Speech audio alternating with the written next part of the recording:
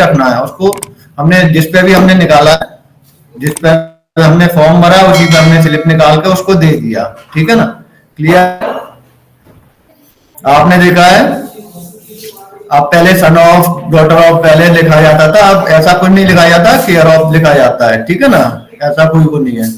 आपने देखा mobile number है, मेल आईडी है, इनमें कोई डॉक्यूमेंट नहीं लगता है, ठीक है ना।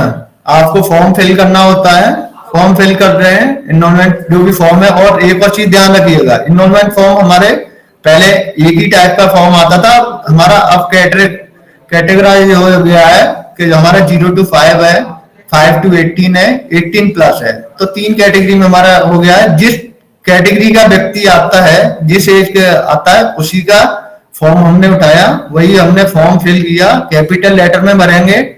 और हमको अगर किसी व्यक्ति का करना है तो उसका नाम डाला, आधार नंबर डाला, जो कराना चाहता है उस पर टिक किया, और वहां पर कैंडिडेट का एक जगह सिग्नेचर आता है, एक जगह आपने देखा, दूसरी जगह पे आपने वेरीफायर। पहले हमारा वेरीफायर हुआ करता था, अब वेरीफायर हमारा ऑपरेटर ही वेरीफायर है। अब वेरीफायर को रखने की कोई जरूरत नहीं है आपको, हमारा ऑपरेटर ही वेरीफायर है, वही अपना सिग्नेचर करेगा, वही आपका सफिशिएंट है, ठीक है।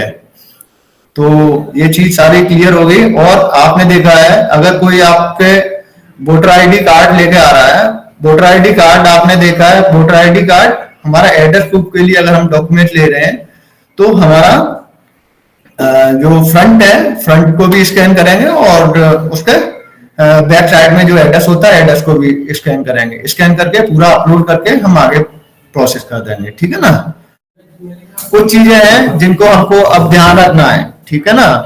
तो हमने ये सारी चीजों का देख लिया कि क्या हमको डॉक्यूमेंट लेना, क्या क्या काम करना है, और कैसे कैसे पेनल्टी लगती है। अब उसके साथ साथ हमको कुछ चीजों का और ध्यान रखना है कि जो हमें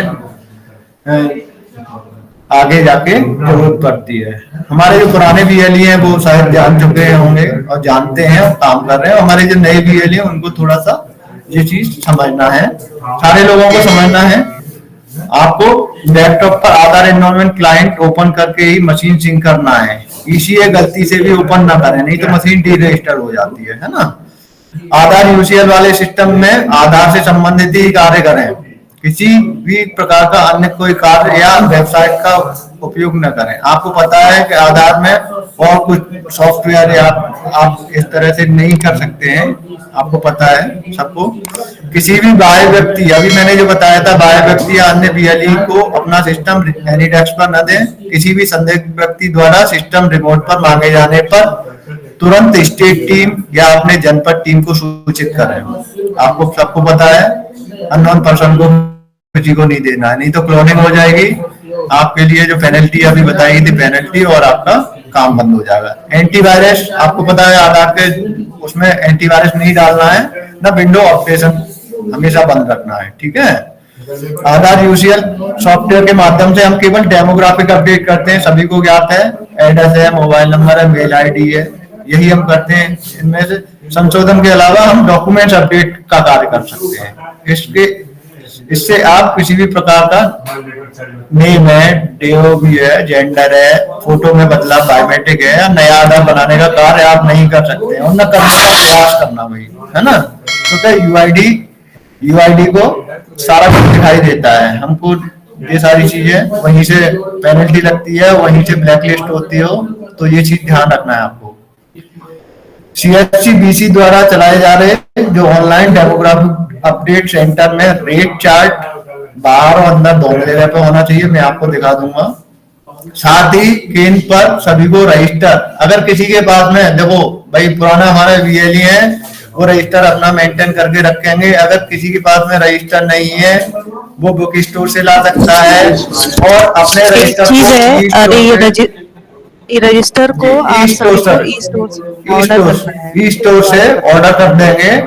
ऑर्डर करके आपके यहाँ पे रजिस्टर आ जाएगा, ठीक है। रजिस्टर को प्रॉपर मेंटेन रखिएगा, ठीक है। अगर रजिस्टर मैंडेटरी है सबके लिए, ये सबको करना है, सारे वीएलई को करना है ये ऑर्डर कल, हाँ, आज या कल में करिए, ठीक है। अपना ऑर्डर लगा लीजिए, जिसके पास है तो ठीक है, नहीं तो अपने पास में रखा रहेगा, जब खत्म हो जाएगा तो उसका यूज कर लेंगे, ठीक है ना। तो आप ये सारी चीज ध्यान रखिएगा, ठीक है। आपको ये सारी चीजें अगर नहीं है तो आपका सेंटर निरस्त हो जाता है ना। पंजीकृत सीएचसी बीसी केंद्र पर ही यूसीएल को कार्य करना है। आपको पता है, अभी मैंने बताया था, जो आप इधर उधर अगर चलाएंगे तो आपको 50,000 की पेनल्टी लगती है ना। अन्य किसी भी जगह पर पाए जाने पर आपका सेंटर निरस्त कर दिया जाता है। ऑपरेटर सिंक करते समय पे हमारे पुराने बीएलई भाई को पता है, पर हमारे नए बीएलई भाई उनको नहीं पता है। सीएससी आधार डेमोग्राफिक अपडेशन सेंटर ही भरना है, ठीक है ना। एड्रेस में आप कुछ भी डाल देंगे, जो भी आपका एड्रेस होगा, पर यहाँ पर ऑपरेटर सिंक करते समय पे यही डालना है आपको, है ना। यूआईडी सीएससी एसपीबी टीम द्वारा बीएलई यूसीएल केंद्र का कभी भी दौरा किया जा सकता है। जैसे मैंने अभी बताया था, कोई भी ऐसा नहीं है कि उनके साथ में दुर्व्यवहार करे स्टेट टीम या हमारा यूआईडी टीम या हमारा डिस्ट्रिक्ट मैनेजर आते हैं, तो आप उनको जैसा बताते हैं वैसा आप उनको रजिस्टर है या जो भी है आपको बताएंगे, आपके हित के लिए ही बताएंगे, ठीक है ना। और कोई भी अतिरिक्त शुल्क नहीं लेगा भाई। 50 रुपए लेना है, 0% टॉलरेंस है, तो आपको 0% आपको 50 रुपए ही लेना है, उससे अधिक नहीं लेना है। यूसीएल केंद्र और सीएससी आईडी को तुरंत बंद कर दिया जाएगा अगर इस तरह से आप पाए गए तो, ठीक है ना। सिर्फ ओरिजिनल दस्तावेज ही स्कैन करते हैं, फोटोकॉपी माने नहीं है। और पता इत्यादि में संशोधन है, आपको बताया था यूआईडी का स्टैंडर्ड फॉर्मेट है, वो लेके आप कार्य कर सकते हैं। किसी भी व्यक्ति उस दशा में यूआईडी का स्टैंडर्ड फॉर्मेट का उपयोग कर सकते हैं, कोई अन्य दस्तावेज नहीं करना है, ठीक है ना। आपको पता है डॉक्यूमेंट होगा डॉक्यूमेंट, नहीं तो यूआईडी का स्टैंडर्ड फॉर्मेट। फंड ट्रांजैक्शन करना है, मंथली आपका 400 हो जाता है यूसीएल पर, और साथ ही अपने बीसी कोड और डेटा सेवा पोर्टल पर भी नियमित कार्य करना अनिवार्य है, अन्यथा आपका यूसीएल हो जाएगा, क्योंकि आपका बैंकिंग के आधार पे आपको आधार का काम मिला है, ठीक है ना।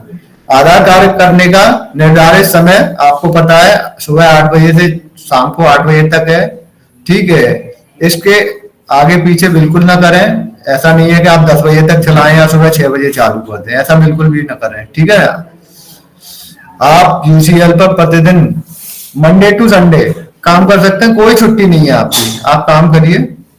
कुछ चीजें हैं जो आपको नोट में है। आधार संशोधन केंद्र पे आपका बैनर है, सीसीटीवी कैमरा है, रेट लिस्ट है, कस्टमर रजिस्टर जो अभी मैंने आपको बताया था, प्रत्येक यूसीएल सेंटर के लिए अनिवार्य है, ठीक है, सभी के लिए है। उपरोक्त में से किसी भी प्रकार की कमियां या नियमों का उल्लंघन किए जाने पर पेनल्टी के साथ साथ आपकी सीएससी आईडी और यूसीएल सेंटर तत्काल प्रभाव से बंद कर दिया जाएगा। तो ये गलतियां मत करना, जो आपको काम मिला हुआ है उसको काम करें। आपको पता होगा रेट चार्ट है, ये रेट चार्ट निकाल के अपने वहां पर सेंटर पर लगा लीजिएगा। डेमोग्राफिक अपडेशन चार्ज का 50 रुपए है, डॉक्यूमेंट अपडेट का 50 रुपए है, कलर आधार प्रिंट अगर निकाल के दे रहे हैं तो 30 रुपीज है, ठीक है। इससे अधिक नहीं लेना है आपको, यही आपको लेना। रेट लिस्ट जरूर लगा लीजिएगा प्लीज।